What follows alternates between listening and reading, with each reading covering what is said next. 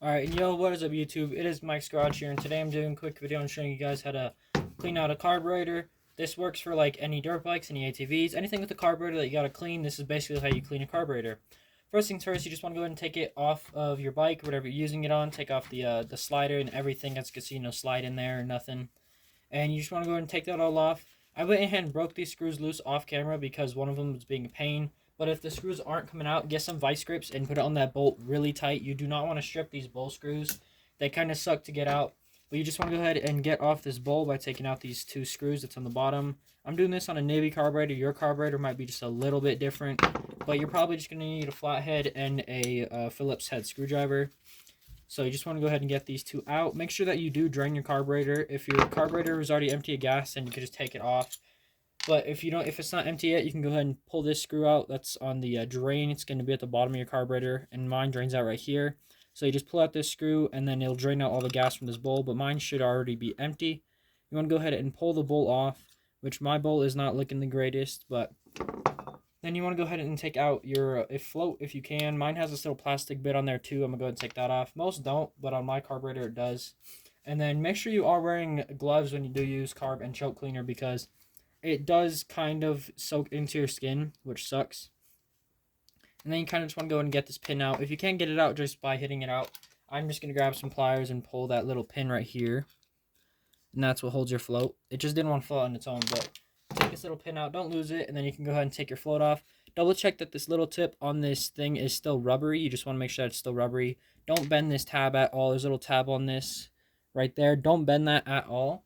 You just got to make sure that that's all right, and then make sure the tip of this little point right here is still rubbery. And then after you go and check that, that's all fine. We're going to go ahead and take out the two jets. So you have the pilot jet and the main jet. We're going to go ahead and take these out. And if your, if your dirt bike or anything is like bogging out or is not running right, you can go ahead and take these out and check these. This is probably one of the main causes, because mine has super high idles right now. See, that's pretty dirty.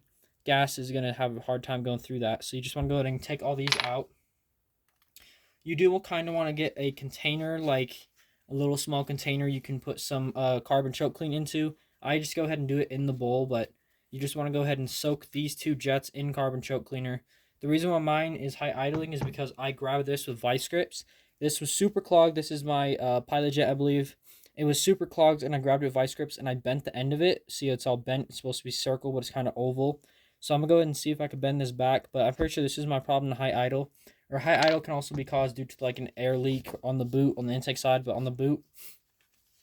And then you just want to go ahead and go over this. After you get everything out, you just got to go ahead and open up your carbon choke cleaner. And then make sure your float doesn't have gas in it. This shouldn't have gas at all. It should be like airtight in there. Mine doesn't have gas. We're good. And then you just want to go ahead and get your carbon choke cleaner. I would wear a mask, but I'm inside right now. I have the garage open, so no fumes or nothing. You kind of just want to clean all this out. That's just going to soak in there. But clean all this out. I usually grab a paper towel or something. Spray that in there. Grab a paper towel and then wipe it all off. Just want to make sure that there's no dirt or no nothing in here. Go ahead and clean this all off. Move this out the way real quick. Go ahead and clean all this off in here. Any dirt that was in there, you want to get all that out. And then when you are taking off your carburetor, if the bowl doesn't come off nicely, there's a gasket on here. So if the bowl doesn't come off, you can tap it at the side with your something like a screwdriver or Phillips, and you should just be able to get that off. You don't want to damage the gasket, or else you're going to have to buy a rebuild kit. But after cleaning all this in here, make sure that there's no dust in there. I'm going to turn it upside down so dust doesn't fall into it, but you can do it however you like. And then just double check that there's no gas in the thing. If there's gas in this, it can cause a lot of problems. So just make sure there's no cracking, nothing going on with it. And then this tab is if you have like issues. People say you could bend that tab. If this tab does get bent, you can bend it back straight. And then your float needle. If this isn't rubber, you have to get a new one. You can buy them on Amazon. They're like small little needles. And then you got the pin. And then you got the two jets right here. If you guys can't tell, the jets aren't the greatest. This one's pretty fine. But you just want to go ahead and put the little hose onto your carb and blow through these. Make sure that you are facing out of the way, because gas will shoot out of these holes if it's unclogged. If this is clogged, then that's a huge issue with like bogging or something. But so you just want to clean these out by putting the choke cleaner on there. If this is still super clogged, grab an air compressor and go to the bottom and try to push air through. If it's still not coming out and it's still clogged after that, grab it with some pliers and then put a blowtorch to it. Get it nice, hot, and red. It's because there's old gas in there that's super gunked up, and putting the blowtorch to it will melt it. And then you could blow it out right away with some carb cleaner with compressed air, and these should get cleared out, unless you can just look at your, right there, you see mine has a little number on it. You could just look at that and buy a brand new one if you want. You just want to go ahead and make sure that those are all cleaned out. And then on this one right here, that is pretty bad. That it should not be like that at all. That's some crazy corrosion going on this. So I'm going to go ahead and clean this off real quick. Just hold it in my hand since I'm using gloves. Spray it down a little bit, get it nice and soaked up, and then clean all that off with a nice paper towel. Because you don't want this stuff getting on your hands at all. It will soak straight into your skin and damage your skin. So you just don't want to get it on your skin. Go ahead and clean these out. And then after you do that, you want to go ahead, and mine doesn't have the hose on it right now, but you want to put it on there and clean through each and every hole that you just took something out of, and clean the top end of this too. I'd spray it through every hole in here just to double check that everything is cleared out. And when you spray it through, you should see gas shooting out of certain parts in there when you spray through the certain holes. So just make sure that these are cleaned out too. And then after you go ahead and do that, what you can go ahead and do is get the bowl. Double check that there's nothing in the bottom of the bowl. Usually corrosion and stuff happens kind of down in this little rivet down here. Just want to make sure that there's not crazy ton of dirt in there or nothing, because what ends up happening is when gas goes through your carburetor to go into your engine and get turn into vapor to start up your engine, if this gets any tiny speck of dirt inside it, it will get clogged. This is your pilot jet. So you just want to make sure there's no dirt or nothing like that in there. And then you just want to go ahead and reinstall your jets facing downwards. Just remember the holes you took them out of. You don't need to get these crazy tight. I basically just hand tighten them in, just like so. And then I'll grab my flathead just like this, and then just tighten it down. Not even crazy tight either, but I'm just going to go ahead and tighten down a little bit. As you can see, tighten, just hand tight, nothing crazy. You don't want to torque these down all crazy. And then you want to put this one back in, screw that all the way in. And that's in. Just go ahead and grab my flathead right here and then turn it a little bit. Just make sure it's tight, not crazy tight. You still want the next person to clean out the carburetor to get it out, because if you let it sit without gas in it for a long time, you'll end up having issues. And then what I'm going to go ahead and do right now is put the float back in. So I'm going to go ahead and put this needle back on here just like so. It has just a little hook on it. It should slide right over this little tab. There's a little tab under this that I got to slide that on just like that. And then this will wiggle right there.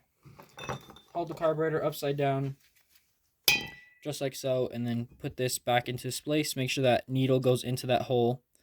And then with the float lined up, I'm going to go ahead and grab the pin, and then go ahead and put the pin through while holding the float.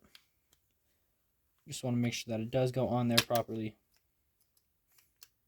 because my needle's being mean right now. It's not being nice. It keeps moving all weird. Let me just get this on here good, because as you guys could see, that the needle just slides kind of on there like that.